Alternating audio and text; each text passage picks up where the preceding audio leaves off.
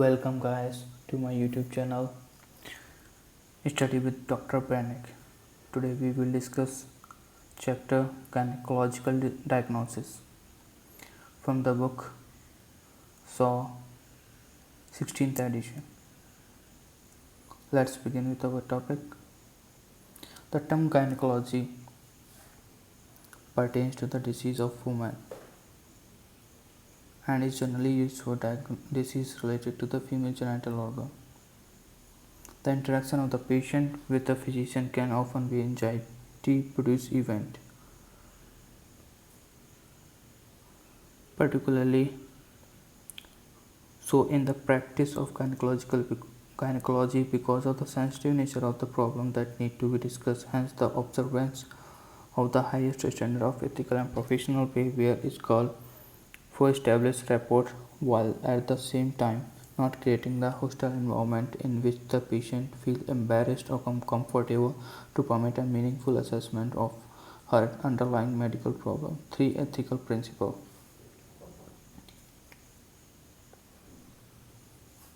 must be integrated into the care and nature of the service offered to every patient. Respect, beneficence, justice. Respect. Counseling forms an important aspect of consultation. The nature of gynecological ailment, reason for a particular investigation, and its predictive value should be discussed. The discussion on treatment options with their demerit and merit will enable the woman to choose the treatment she considered best for her.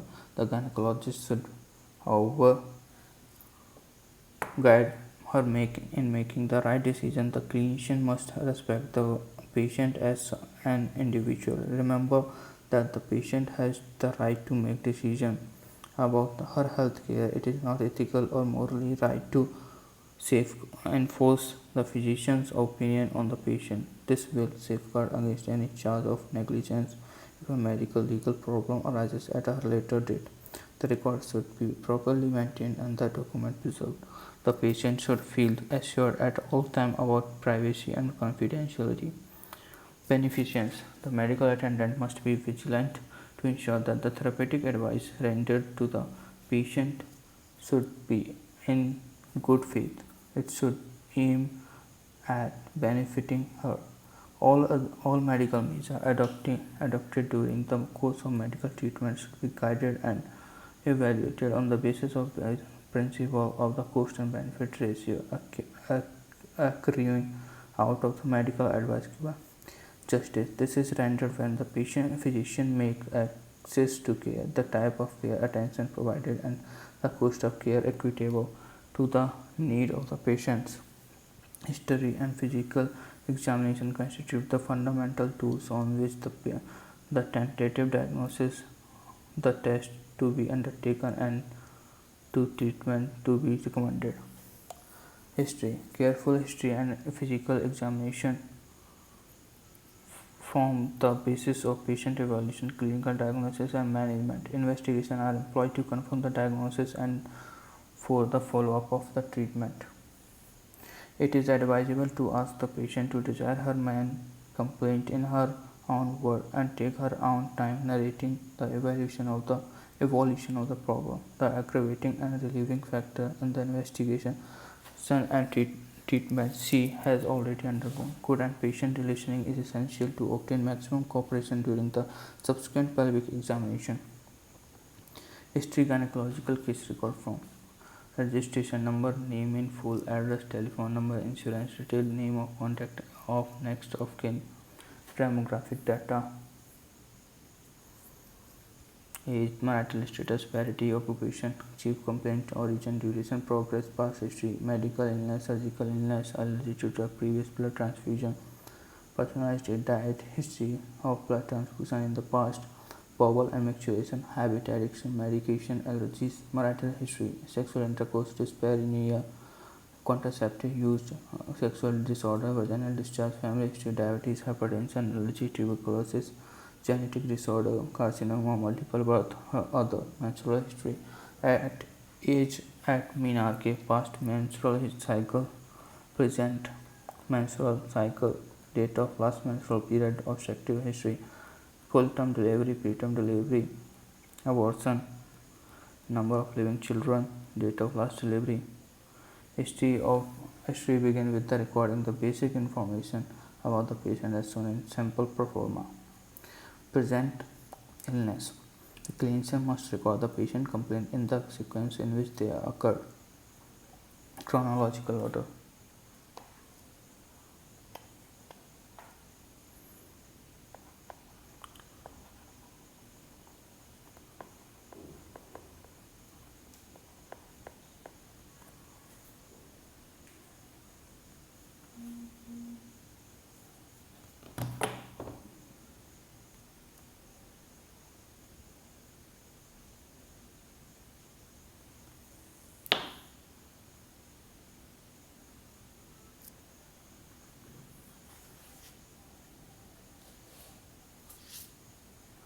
Their relation and menstruation. The clinician must record patient complaint in the sequence in which they occurred, noting their duration, their aggravating and relieving factor, and their relation to menstruation defecation. The investigation performed and the response to treatments given so far should be noted.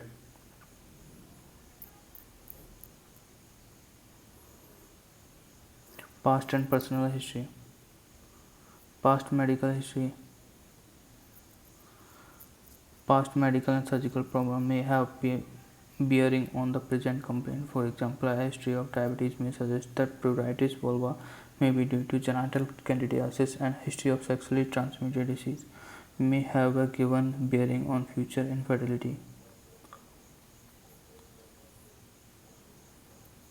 History of pelvic inflammatory disease or puerperal sepsis may be associated with menstrual disturbance, lower abdominal pain, congestive dysmenorrhea, and infertility. Tuberculosis may lead to oligomenorrhea and infertility. History of endocrinopathy may affect her sexual function.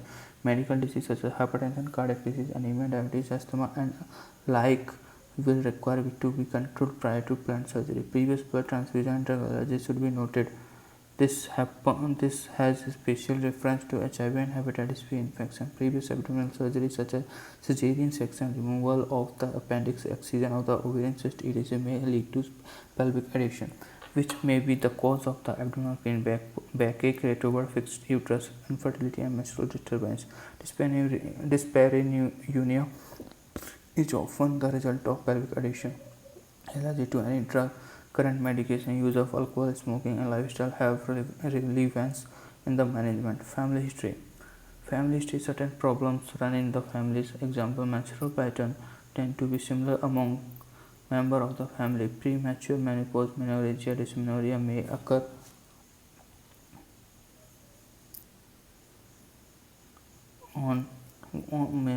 in more than one member of some family are prone. Premature menopause, menorrhagia, dysmenorrhea may occur in more than one member in a family. Similarly, female members of some family are more prone to cancer of the ovary, uterus, breast, diabetes, hypertension, thyroid disorder, allergic diathesis, and functional disorder are often familiar in nature. Genetic and hereditary disorder are more often than one member in the family. Example: thalassemia. Tuberculosis may affect many in the family. Marital and sexual history. Note that the detail of her marital life, such as the frequency of coitus, dyspareunia, fertility, achievement of orgasm, libido, use of contraceptive method use, relevance of dyspareunia and to infertility should be noted. Menstrual history. Normal menarche and menstrual cycle have been described in chapter 2-3.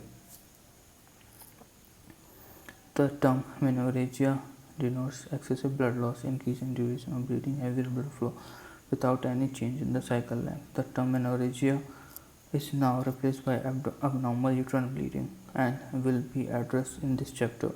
The polymenorrhea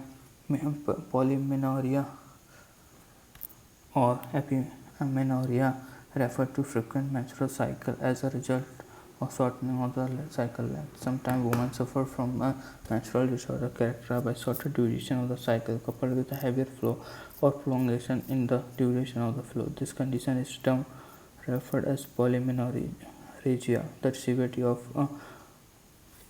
abnormal uterine bleeding can be assessed by taking into account the number of sanitary pads required per day, history of passing blood clot, presence of anemia, and evaluating for the presence of accompanying symptoms such as fatigue, palpation, dizziness, breathlessness on exertion, and the presence of menorrhagia and polymenorrhagia.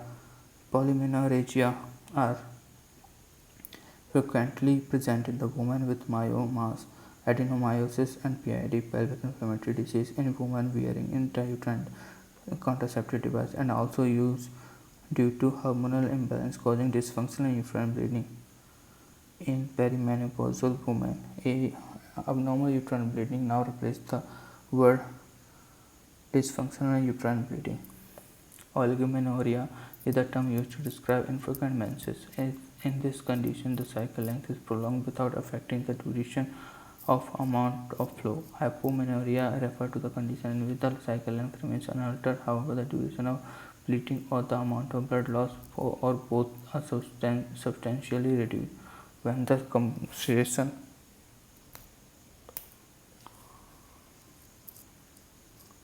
complete cessation of the menstruation occurs, the condition is described as amenorrhea.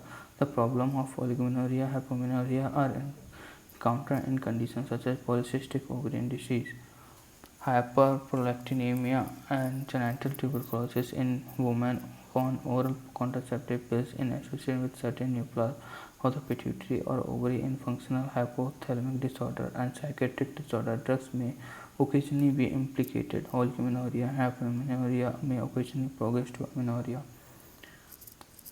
Amenorrhea is physiological during pregnancy, lactation, prior to puberty, and after menopause. Metorrhagia means the occurrence of intramenstrual bleeding, and it may occur in association with ovulation. However, it is commonly associated with the presence of neoplasms such as uterine polyp, carcinoma, cervix, uterine, and lower genital tract malignancy. It may occur with conditions such as vascular erosion using intrauterine device, breakthrough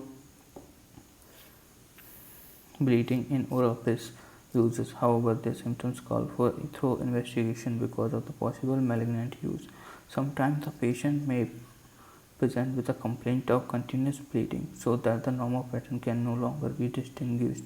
Such episodes may be functional origin due to the hormonal disturbance or witnessed as puberty bleeding and perimenopausal bleeding disorder. However, during the childbearing year, the condition due to complications of early pregnancy such as ectopic pregnancy and abortion often present in this manner. Genital tract neoplasms such as submucous polyp and genital malignancy may present with continuous bleeding. Postmenopausal bleeding is often related to genital malignancy in 30 to 40%, hence their symptoms should not be treated lightly. It should be evaluated carefully and all effort made to exclude such possibility. Postpartum bleeding often suggests cervical lesion, erosion, polyp cancer. The presence of dysmenorrhea and dyspareunia may have organic cause in the pelvis. The endometriosis, fibroid, and PID.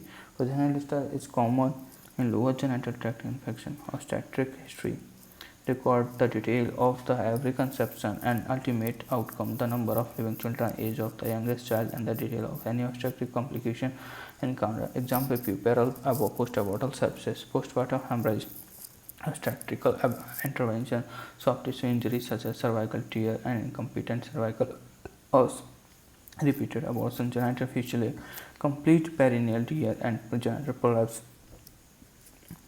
stress urinary incontinence, chronic headache, chronic backache, severe PPS, postpartum hemorrhage, and obstetric shock may lead to pituitary necrosis and Sheehan's syndrome. This gynecological problem has its beginning rooted in early inadequate obstetric care. Medical termination of pregnancy and spontaneous abortion should be inquired into. Abdominal pain. Abdominal pain is a complaint in pelvic tuberculosis, PID, endometriosis. Acute lower abdominal pain occur in ectopic pregnancy, torsion and rupture of the ovarian cyst and chocolate cyst. Physical examination include general examination, systemic examination, and gynecological examination. Proforma is given here. Table 6.2.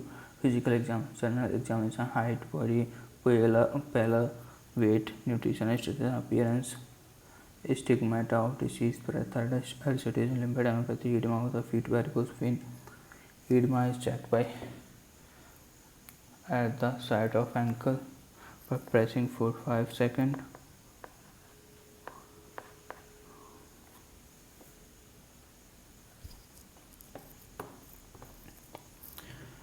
And respiratory rate, blood pressure, systemic examination, cardiovascular system, respiratory system, liver, palpation, and malignancy. Gynecological examination, abdomen inspection, umbilicus movement in breathing, shape, lump, scar, palpation, tenderness, rigidity, and guarding palpable lump, auscultation, peristalsis, brute, pelvic examination, external genitalia appearance, discharge scar, perineum, Bimanual examination, cervix, uterus, fornixes, speculum examination, cervix, vagina, pap smear, vaginal discharge, rectal examination, if necessary, clinical diagnosis, provisional investigation. These are planned in accordance to the provisional diagnosis. Where the female attendant presented to assess the patient and reassure her, particularly when the clinician male doctor. Okay. General examination. General examination includes data mentioned in the proforma. Pallor of the mucous membrane, the tongue and the conjunctiva together with the pale appearance of the skin and nails is highly suggestive of anemia.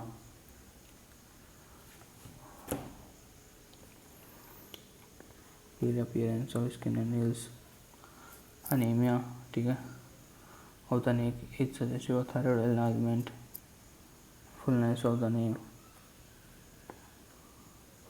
neck suggestive of thyroid enlargement, and enlarged lymph node are indicative of chronic infection. Tuberculosis metastasis following malignancy. Bilateral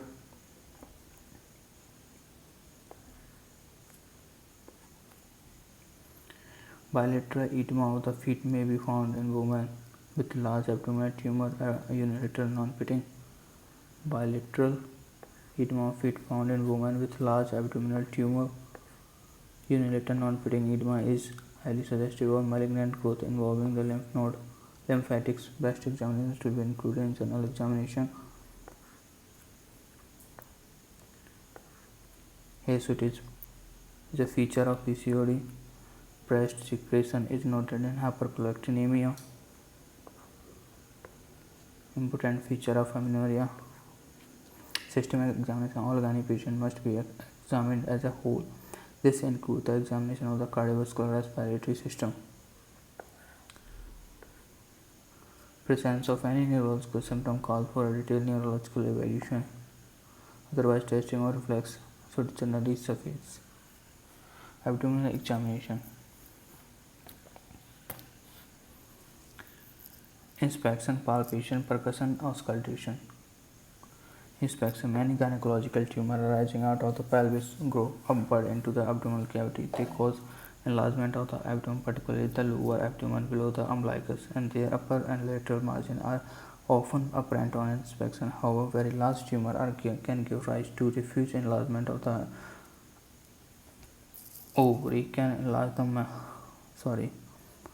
Many gynecological tumors arising from out of the pelvis grow upward into the abdominal cavity. They cause an enlargement of the abdomen, particularly the lower abdomen below the umbilicus, and their upper and lateral margin are often apparent on inspection. However, very large tumor can give rise to diffuse enlargement of the entire abdomen. Pseudomucinous cyst adenoma of the ovary can enlarge to mammoth proportions, sometimes to an extent to causing cardiorespiratory distress.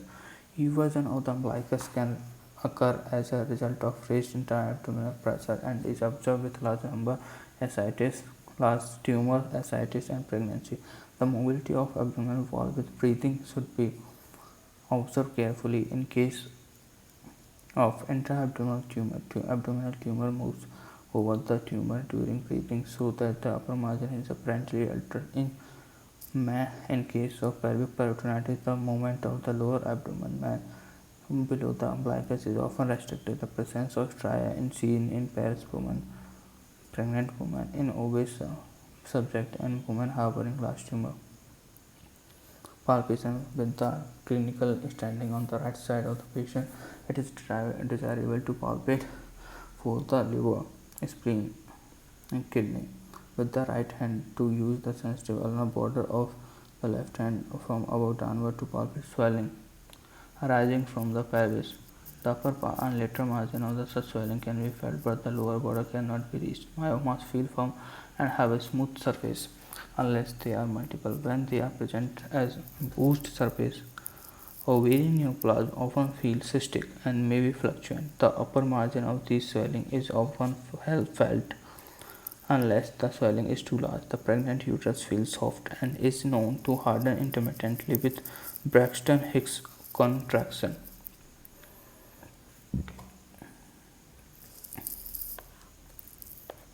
This is a characteristic of pregnancy. It is painless movement, painless contraction.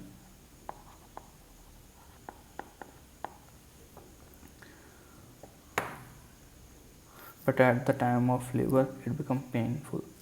The full bladder bulges in the lower abdomen and feel tense and tender. Extreme tenderness on palpation below the umbilicus is suggestive of peritoneal irritation seen in women with ectopic pregnancy. PID, twisted ovarian cyst, a rupture, corpus luteum hematoma, or red degeneration in a fibroid, often associated with pregnancy. In women with an acute surgical condition, guarding in the lower abdomen and rigid on attempting deep palpation are noted. Percussion, uterine myomas and ovarian cysts are dull to percussion, but the flanks are resonant.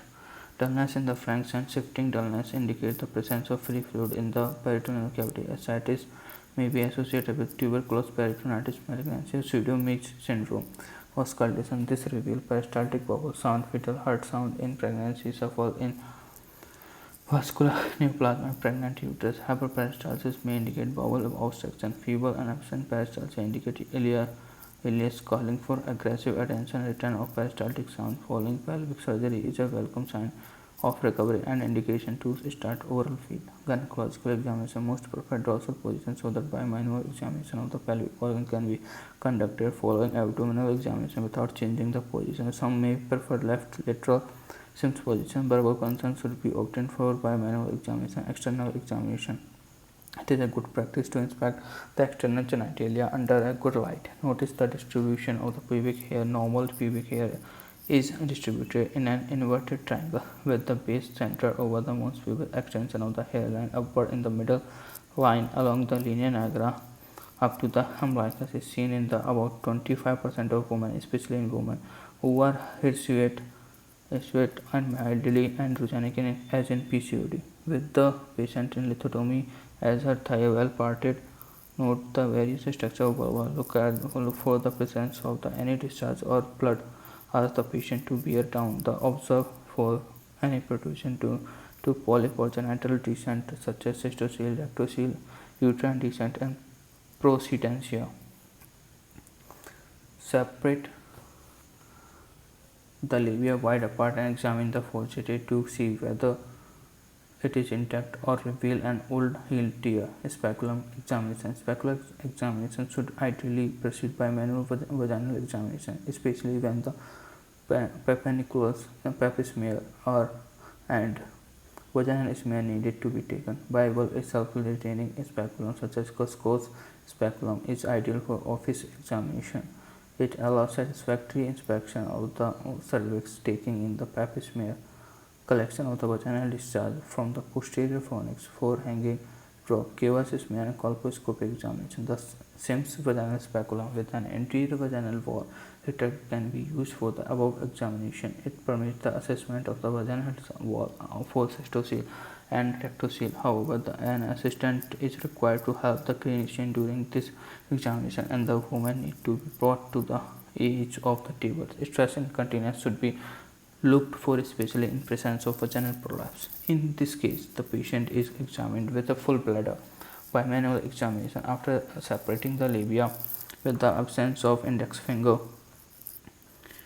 thumb and index with the thumb and index after separating the labia with the thumb and index finger of the left hand to finger of the right hand, index and forefinger after lubrication are gradually introduced beyond the introitus to reach the fornices. If the finger encounters the anterior lip of the cervix first, it denotes the cervix is pointing downward and the back toward the posterior vaginal wall, and that the uterus is in antevert position. Conversely, when the posterior lip of the cervix is encountered first, it is indicative of the retroverted uterus. The clinician next observes the consistency of the cervix. It is soft during pregnancy, firm in the non-pregnant state. Observe whether the movement of the cervix during the examination causes pain. This is seen in an ectopic pregnancy as also in women with acute salpingo-oophorytis. The examining finger now lifts up the fornixes and thereby elevate the uterus toward the left hand, which is placed over the lower abdomen and brought behind it. The uterus can thus be brought within reach of the abdominal hand and palpated for position, size, shape, mobility, tenderness, presence of any uterine pathology. Example fiber. In case of the retroverted uterus, it will be fed through the posterior fornix. Thereafter, the clinician directs the tip of the examining finger in the vagina into each of the little fornixes and by lifting it up toward the abdominal hand, attempt to feel for masses in the lateral part of the pelvis between the two examining hands. So this reveals the presence of a swelling separate from the uterus. Then the presence of some adnexal pathology is confirmed. The common swelling identified include ovarian cyst or neoplasm or para-ovarian cyst, femoral cyst, tubo-ovarian masses, hydrosalpinx, and swelling in chronic ectopic pregnancy. The appendices are normally not palpable unless they are swollen and enlarged. The ovary is not easily palpable, however, when the palpated, it evinces a peculiar painful sensation and make the patient to wince. Next in turn is the palpation of the posterior fornix. This enables the palpation of the content of the pouch or douglous. The most common swelling is the loaded rectum, particularly if she is constipated. Other in order of diminishing frequency include a retroverted uterus, ovaries prolapse into pouch or douglus, uterine fibroid, ovarian neoplasm, chocolate cyst of the ovary, endometriotic nodulous pelvic inflammatory masses resulting from the addition of tubo-ovarian masses to the posterior surface of the uterus and the floor of the pouch or douglus. The pelvic abscess pointing in the posterior pouch and pelvic hematocycle commonly associated with the rupture ectopic pregnancy. To recognize the uterus from an adnexal mass, push the cervix upward, and if this is transmitted to swelling in the it is the uterus. Alternatively, pushing down the uterus causes the cervix to move down. Adnexal mass does not move with cervical or uterine movement. Rectal examination. In virgins, a vaginal examination is avoided. Instead, a well-lubricated finger is inserted into the rectum can be used for a bimanual assessment of the pelvic structure. Today, practically all gynecologists prefer ultrasonic scanning to rectal examination, which, apart from being unpleasant, is not that accurate. But a rectal examination is a very useful additional examination wherever there is an impalpable pathology in the pouch or douglus. It often allows the ovary to be more easily identifiable.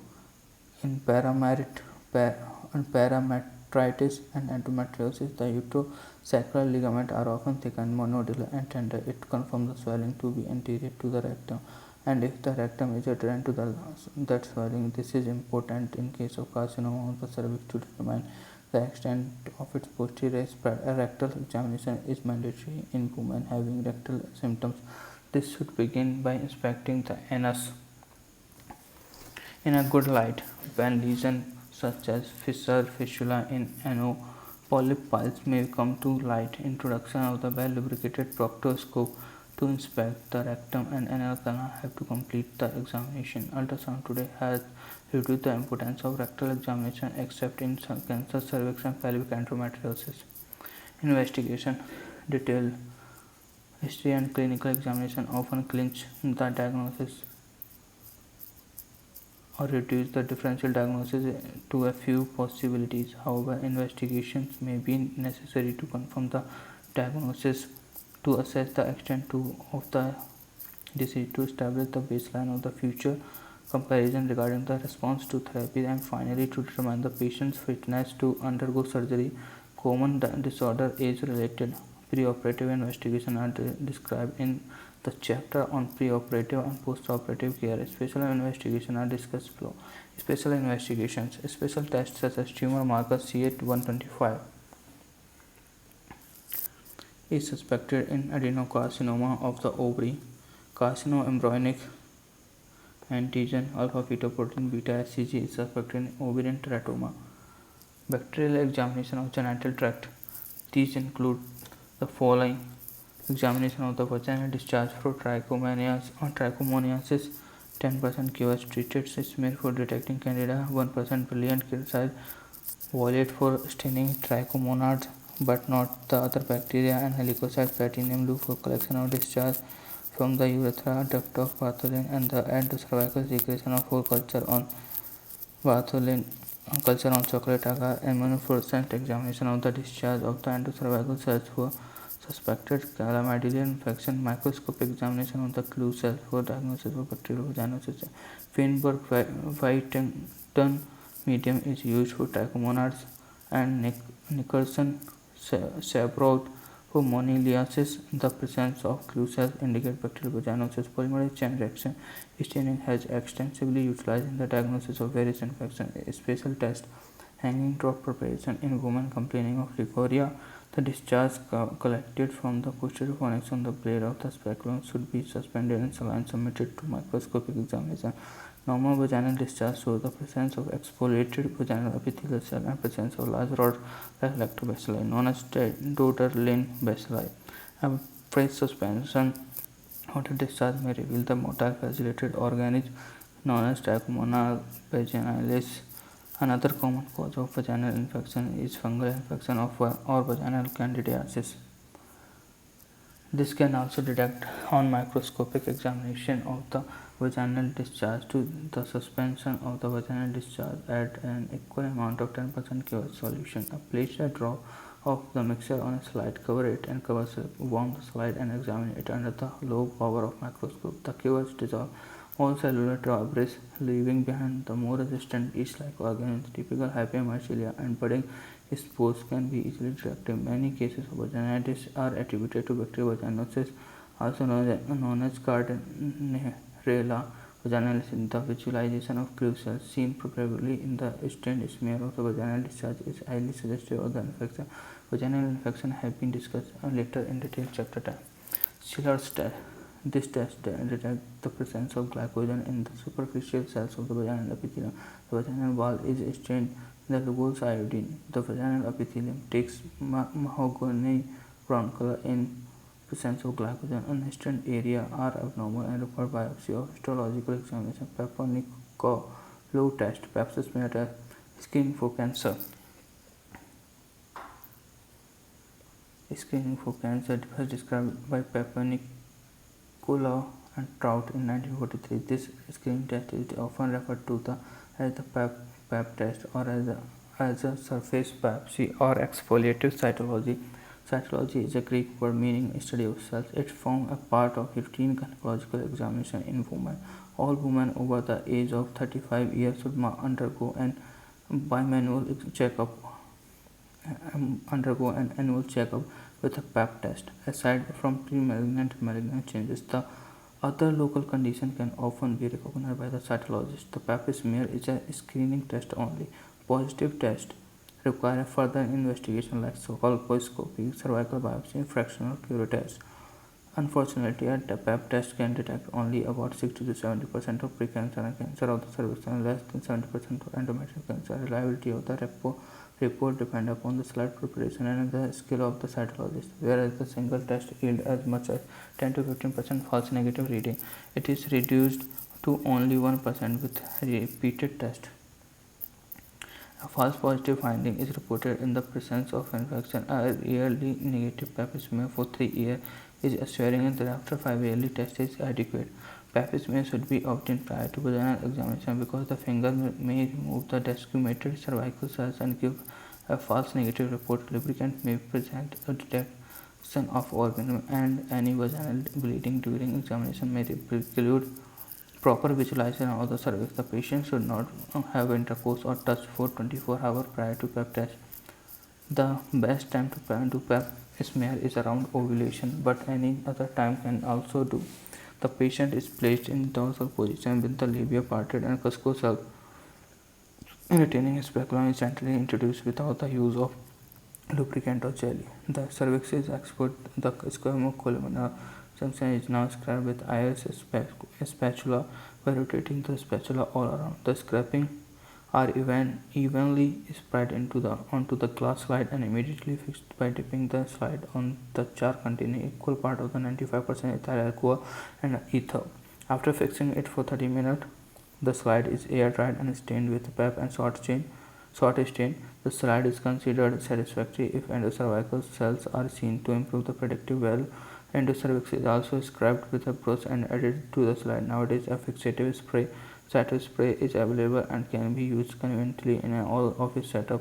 For hormonal cytological evaluation, the scrapings are taken from the upper lateral part of the vaginal wall. Three types of cells are found in the normal smell. The basal and parabasal cells are small, rounded, and basophilic with large nuclei. The cells from the middle layer are squamous cells, transparent and basophilic with vesicular nuclei, while the cells from the superficial layer are acidophilic with characteristic pycnotic nuclei. In addition, endometrial cells, astrocytes, blood cells, and bacteria can be seen. Malignant cells are hyperchromatic with a great increase in chromatin content. The nuclei vary in size. There is usually only a small amount of cytoplasm in the undifferentiated malignant cell. The nucleus cytoplasmic ratio is increased in malignant cell. Grade 1 normal cell. Grade 2 slight abnormal size or inflammatory changes. Repeat smear after treating the infection. Grade 3 a more serious type of abnormality, usually indicative of the need for biopsy. Normal cell, slightly abnormal, need for biopsy. Distinct abnormally, possible malignant, and definitely require biopsy. Distinctly abnormal, then malignant cells are seen. A newer classification describes the cytology smear as follows. Normal cytology: inflammatory smear, cervical intraepithelial neoplasm, cervical intraepithelial neoplasm or mild dysplasia, cervical intraepithelial neoplasm, second, third, and carcinoma in situ nuclear abnormality, malignant cells, and tadpole cells with nuclear abnormalities. It is reasonable to inquire about the percentage of unusual unsuspected cancer, including carcinoma in situ, that are likely to be diagnosed on routine cytology. The Indian Council of Medical Research, ICMR, New Delhi, screened for the population of women over the age 30 years.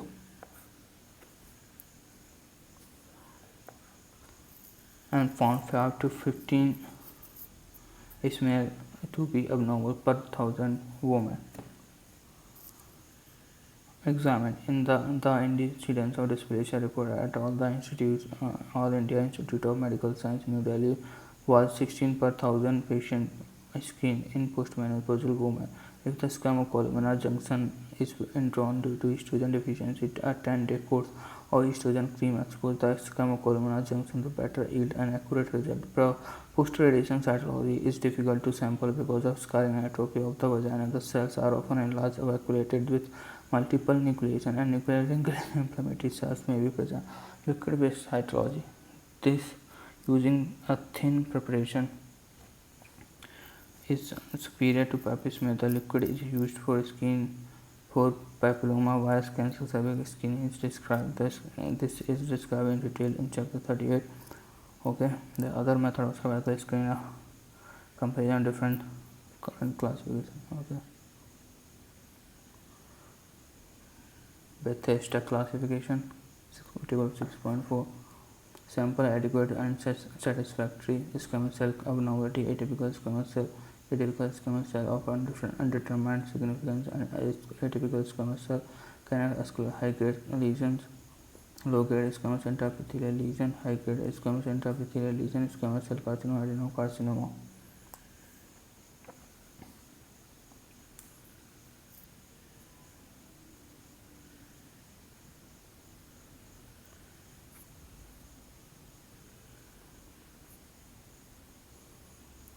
Cancer cervix screening. Pap smear. Liquid-based cytology with HPV testing. Start with sexual activity at 30 years, anytime after 21 years.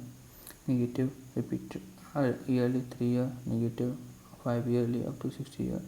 Positive, colposcopy biopsy. Chromosomal evaluation. The ovarian hormone estrogen progesterone influence the vaginal mucosa, thus the epithelial cells exfoliated in the vagina reflect the influence of prevailing dominant hormone in the system at the time. The estrogen-dominated smear appear clean and show the presence of discrete conified polygonal scheme.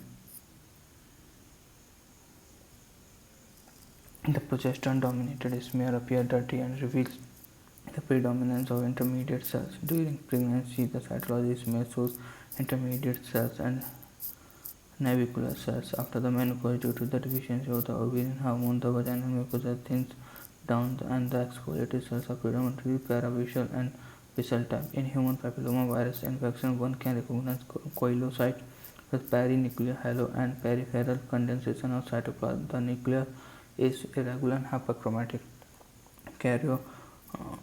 Pycnotic index, KPI maturation index. It is the ratio of mature squamous cell over the intermediate and basal cell. It is more than 25% in proliferative phase and low in secretory phase. And during pregnancy, a ratio of more than 10% indicates progesterone deficiency. Normally, peak value of KPI is reached on the day of ovulation, 2 days after serum E2 peak. Uterine aspiration cytology.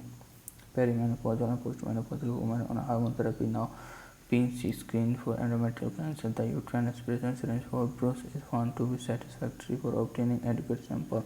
It can be utilized as an office procedure. About 90% accuracy with no false positive finding is claimed with this procedure. Colposcopy. The colposcope is a binocular microscope giving 10 to 20 times magnifications.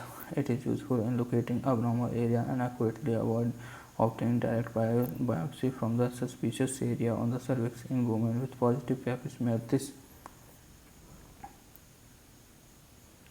way, the frequency of false negative biopsy is reduced, so also the need for conization and procedure that is accompanied with considerable amount of bleeding and morbidity.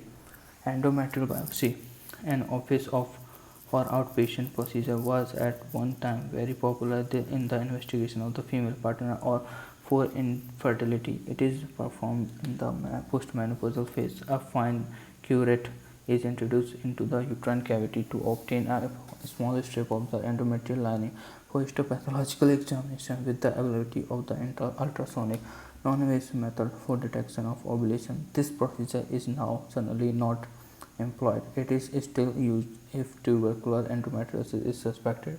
It is useful in the diagnosis of corpus luteal phase defect. Hormonal assay. In present day practice, it is possible to study the level of several hormone using radioimmunoassay and the ELISA test. The commonly assayed hormone include FSH, LH, PRL, ACTH, T3, T4, TSH, prolactin, estradiol, testosterone, cortisol, aldosterone, HCG, dihydroepiandrosterone, and androstenedione. HCG amount level calculated during the ectopic pregnancy.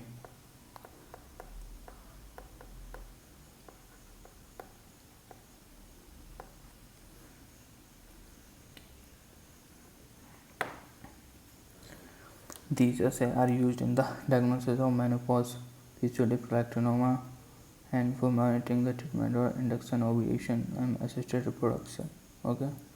Ultrasonography.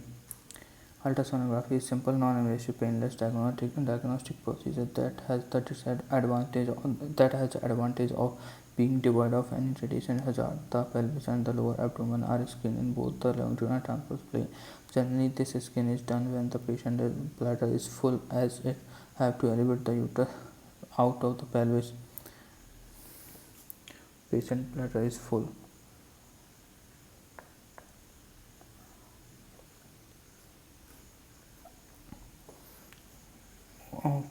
To address out of the pelvis, this displays the gas-filled bowel loop away, thus providing the sonologist with a window to image the pelvic organ. In most of the cases, the transvaginal probe can be usefully employed to obtain finger detail of the pelvic organ. The bladder need not be full.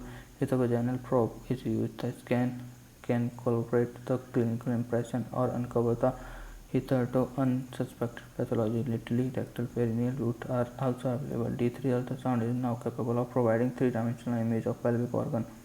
Ultrasound is recently available. Ultrasound is also used in certain therapeutic procedures such as in vitro fertilization and aspiration of cyst or pelvic abscess. Other imaging modality radiological investigations such as hysterosalpingography is utilized for studying the patency of fallopian tube in an infertile patient. CT scan MRI are advanced investigation which determine the extent of tumor and their spread.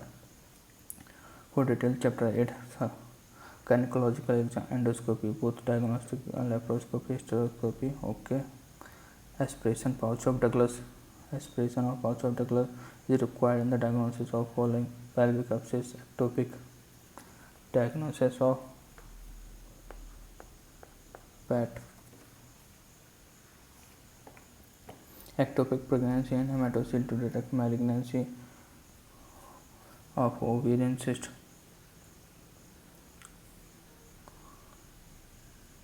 The only therapeutic purpose to drain the pus in pelvic abscess. The woman is placed in the lithotomy position in the posterior lip of the cervix downward and forward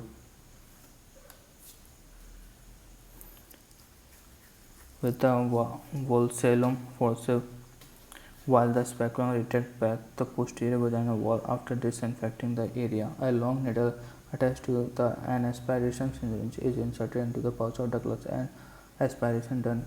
The examination is best done in operation theatre under full aseptic precaution with all readiness to proceed to laparoscopy or laparotomy if indicated. Pregnancy test. The first morning sample of urine is used in rapid immunological test to confirm pregnancy by detecting the presence of human chorionic hormone. The pregnancy test becomes positive by the beginning of 6th week from the last menstrual period. So we have finished the topic. Now I am signing out from the gynecological diagnosis.